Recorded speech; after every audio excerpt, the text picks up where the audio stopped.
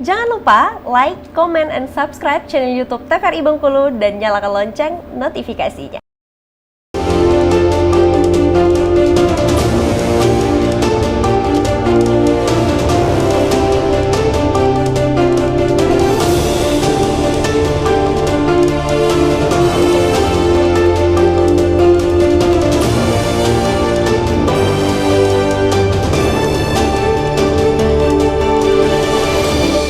Ya, pemirsa, Anda kembali bersama kami tentunya masih dalam Berendo, dan di segmen ketiga ini kami kembali menginformasikan bahwasannya untuk pemirsa yang ingin bertanya silakan menghubungi di 081111013210. Itu merupakan dialog interaktif. Nanti kalau mau tanya sama Pak Zainal ataupun Pak Herta boleh langsung saja menghubungi nomor yang telah saya sebutkan tadi ya. Kita kembali tadi membahas seputar dengan domisili ya Bapak ya, untuk pemerataan sekolah gitu. Nah, ini kan sering menjadi fenomena Pak saat ini, memberikan respon dari masyarakat bahwa ternyata domisili ini pemerataan, tadinya kan untuk pemerataan sekolah supaya tidak ada kesenjangan.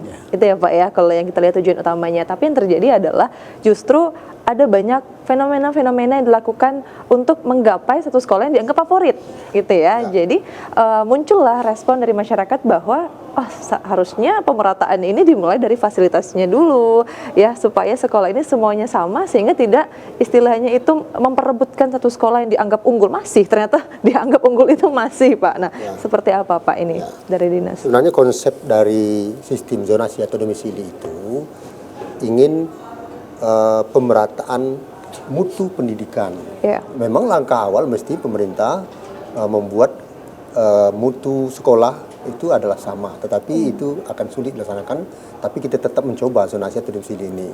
Nah, keuntungannya domisili ini menyerahkan sekolah itu milik masyarakat, seperti menyerahkan masjid ke sekolah, ke masyarakat. Makanya kami selalu sosialisasi bahwa Pak Camat, Pak Lurah, Pak RT kerjasama kepala sekolah bahwa gotong royong itu tidak harus di masjid terus, tidak harus di kuburan terus, tetapi sebulan sekali coba dijadwalkan ke sekolah, sehingga masyarakat sekitar bisa melihat kondisi sekolahnya. Oh ternyata anak saya sampai jam 2 di sini halamannya becek. Nah itu akan tumbuh sendiri. Oh kalau gitu saya nyumbang paping 1 meter. Oh kok mana pintu WC kok guling gitu loh. Nah ini ada pintu WC nganggur di rumah, dibawa. Itu sebenarnya tujuannya. Dan misalnya dia ngomong, oh kami memang dekat sekolah itu dan saya tidak ada anak itu, tapi kan cucunya juga kan di situ. Tetap sekolah itu diserahkan ke masyarakat. Itu ini sebenarnya. Jadi gotong royong masyarakat gitu merasa Pak? Memiliki. Karena semestinya dana pendidikan itu memang APBN, APBD, kemudian masyarakat dan sponsor. Gitu loh. Sponsor ya CSR itu, maka sering dibantu oleh CSR ya. Kemudian komite itu sebenarnya masyarakat, tapi tidak semua daerah bisa menerima. Nah, kemudian APBN ya itulah DAK, itulah BOS. Kemudian APBD ya ada BOSDA. Nah, ini tidak berjalan karena masyarakat mindsetnya beda. Saya pernah menjelaskan pada masyarakat bahwa jika dana BOS itu sesuai struktur pendidikan sekarang itu 3.900.000 per orang baru tidak perlu dana komite dan dana sponsor itu atau CSR. Tetapi kenyataannya baru 900 CSD ya. 900. Itu. Nah, bayar WIP, bayar listrik, honorer, itu sudah repot. Walaupun padahal penderitaan sekolah itu saya tahu persis Pak, Ibu ya. Jadi mereka memakai uang pribadi Januari, Februari, Maret. BOS itu turun baru April. Itu jadi itu begitu pengumuman kepala sekolah. Untuk bayar WIP, honor itu nggak mungkin nggak dibayar. Dia sudah honornya 1,5 juta, lepas itu nggak dibayar juga kan gitu. Artinya nunggu bos 4 bulan sekali itu nggak mungkin. Nah inilah penderitaan di sekolah itu, dan ini yang tidak pernah masyarakat. Oh ini sekolah gratis sekolah itu. Sebenarnya kalau disadari memang sekolah itu ada 4 sumber itu harus jalan mestinya ya, APBN, APBD, komite atau masyarakat dan sponsor atau CSR. Nah seperti sekarang berjalan yang Trakindo jalan, saya tengok itu salah satu SD, tapi nggak banyak, satu SD.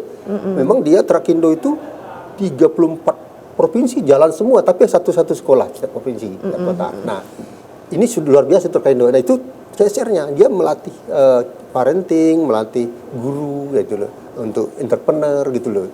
Jadi inilah yang perlu dijelaskan sebenarnya bahwa kemampuan kita, kecuali lain kalau di Jakarta ya bos sudahnya itu besar gitu kan.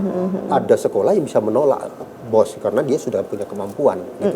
Mandiri. Nah, beda kalau sekolah swasta, kami tidak bisa ikut campur, mereka punya independen, dia punya fenomena sendiri, artinya yang masuk situ itu ada animo tersendiri. Iya. Makanya mereka penerimaan siswa baru itu awal, akhir sama aja. Karena yang mau masuk situ orang itulah, gitu loh. Yang kita urus ini yang menengah, yang biasa-biasa, sekolah biasa itu, yang kadang-kadang komite 10.000 ribut karena gitu lah. Itu yang dia.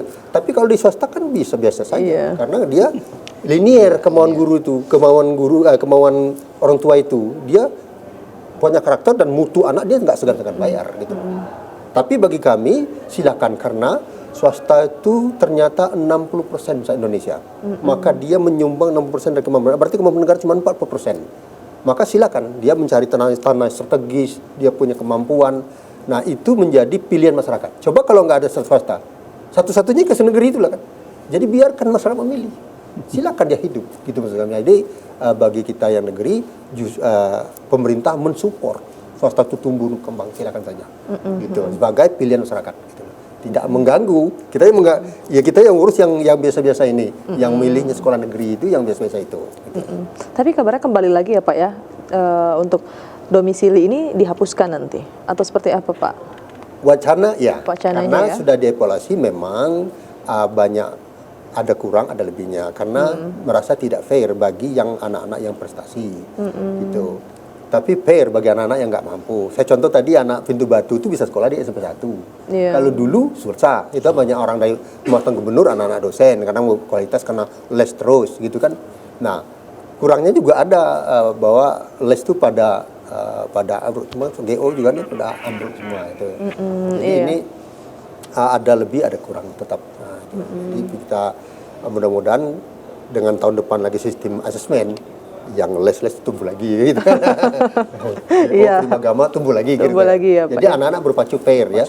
Silakan dia nanti nilai diurut, kalau misalnya sekolah Pak Herta nerima 100, diurut dari yang tertinggi sampai 100 putus di situ. 100 itulah prestasi yang memilih ke situ gitu ya. Iya, baik. Kalau Pak Kepsek Pak, seperti apa Pak melihat pemerataan fenomena yang terjadi di tengah masyarakat, bahwa ada yang merespon, oh ternyata butuhnya kita pemerataan baru domisili, atau domisili memang dibutuhkan untuk sistem pendidikan Indonesia saat ini Pak? Kalau kita lihat terutama kita di SD kan. Kalau di SD ini domisili ini sangat bagus sebenarnya. 70%. Ya, karena masyarakat sekitar ya terbantu. Jadi tidak harus mensekolahkan anak dengan memakai biaya. Misal kita tinggal di Sawah Lebar, sekolahnya di Pintu Batu atau di Panorama misalnya kan. Jadi kalau untuk SD sekira domisili ini cocok. Jadi karena warga di situ ya anak-anak di situ kan. Tapi sayangnya kini tapi alhamdulillah sekarang jarang kita temukan di SD ini anak yang, kecuali dia yang seperti dikatakan oleh Pak Kabit tadi, Pak Zainal, memilih sekolah yang swasta. Memang, ya. Kalau kita di negeri hampir rata-rata kita sama semuanya. SD negeri di Kota Bengkulu hampir sama. Yang bersekolah di situ adalah di lingkungan itu ya Pak ya. Karena pengalaman saya suatu di SD 8. Ini pengalaman sangat berharga. Waktu saya masuk situ setahun depannya ada warga yang datang.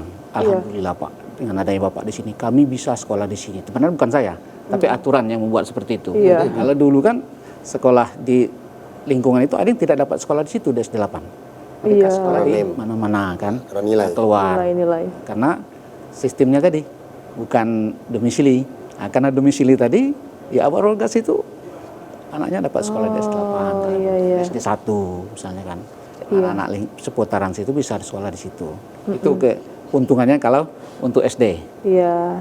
Melihat sudut pandang lain ya Pak ya, ternyata untuk domisili ini juga mempunyai banyak dampak positif, bukan hanya respon-respon yang bergejolak di tengah masyarakat, ternyata juga banyak yang merasakan manfaatnya dari domisili ini. Namun setelah ini kalaupun akan kembali kepada Sesmin tadi, ya kita kembali mengikuti aturan pemerintah gitu ya.